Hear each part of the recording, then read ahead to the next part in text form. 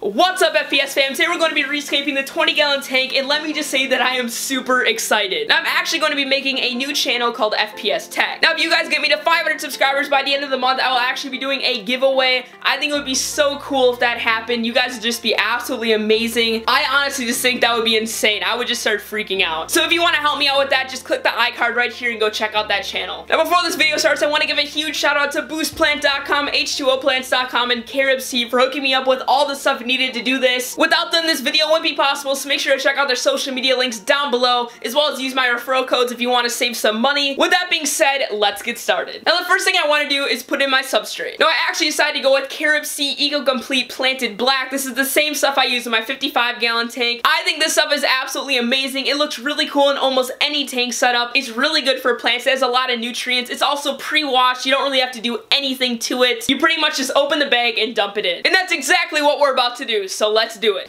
Alright, so the first bag is going in. Wow. So the first bag has been dumped in. I'm probably going to end up using 30 pounds of this. I don't know if this will be enough yet. I still have to smooth it out and kind of see where I'm at. So let's do that right now. That's definitely not enough, so I'm going to be putting in another bag.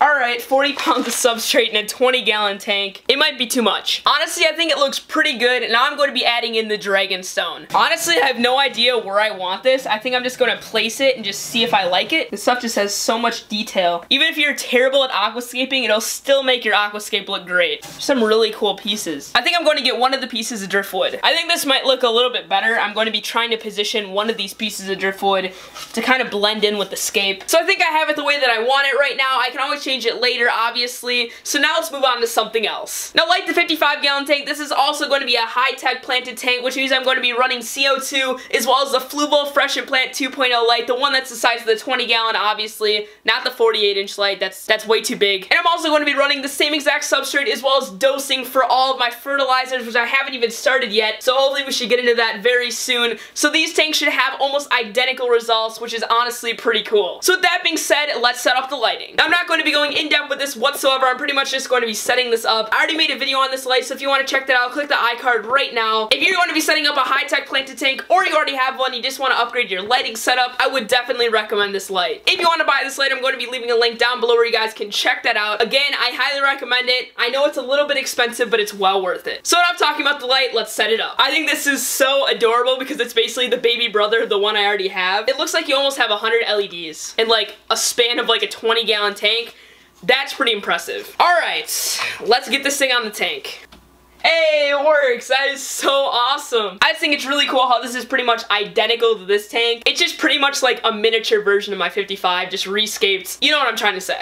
So now that we know the light works, let's install the heater and the filter. So for this tank, I decided to go with the 50-gallon AquaClear filter. I think this is a really good filtration system. I know it seems a little bit overkill for a 20-gallon tank, but I think it's definitely going to pay off. Now let me just say that these are one of the only hang-on back filters that provide 3 stages of filtration, which I think is absolutely awesome, which means that there's a chance that I can slightly overstock this tank, so I think that's really cool. So let's set it up. This is honestly a lot smaller than what I thought it would be. I mean, this is smaller than my 20-gallon Tetra Whisper filter, and it can provide filtration for up to 50 gallons, which is, it's almost amazing. I mean, honestly, this is really cool. This looks like we have to set up the intake hose. That's it. That's all you have to do. Then I think I just have to slide it in here. Oh, that's how you adjust the flow. That's actually pretty cool. That's it. I mean, this is all you have to do for the setup. Now, obviously, we have to add in our bio bags, but that was pretty easy. So here is our filtration. So we have a sponge, some bags of carbon, and I think ceramic media. Yep, ceramic media. They even include a filter mesh bag. Alright, so the activated carbon is going to be going on the bottom,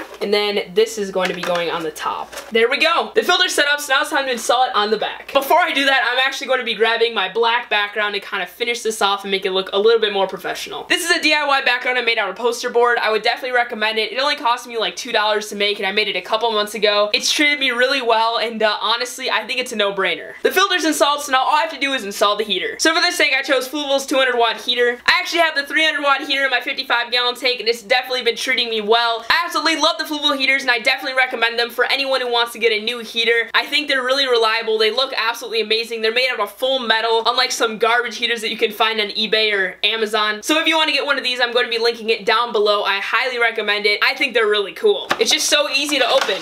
That's it. It's open. And that's it. This tank is completely set up. Now all I have to do is fill it with water. And I know you guys don't want to watch that. So now let's just take some of the plants out of this tank and put them in here. And then I think we're pretty much done. And that's it. This tank is completely aquascaped. I think it looks really cool. I hope you think it's cool. Don't worry, I'm going to be adding a bunch more awesome stuff to this aquascape. Again, I don't really know how much I'm going to be filming. Again, a huge shout out to Boost Plant, H2O Plants, and CarribSea for sending me everything I need to set up this aquascape. I'm going to be leaving all their links as well as discount codes down below if you're interested in getting something for yourself. I highly recommend all of them. They make some really cool products, and I really think that they're benefiting the fish hobby. With that being said, I hope you all have an amazing day, and I'll see you later. Goodbye.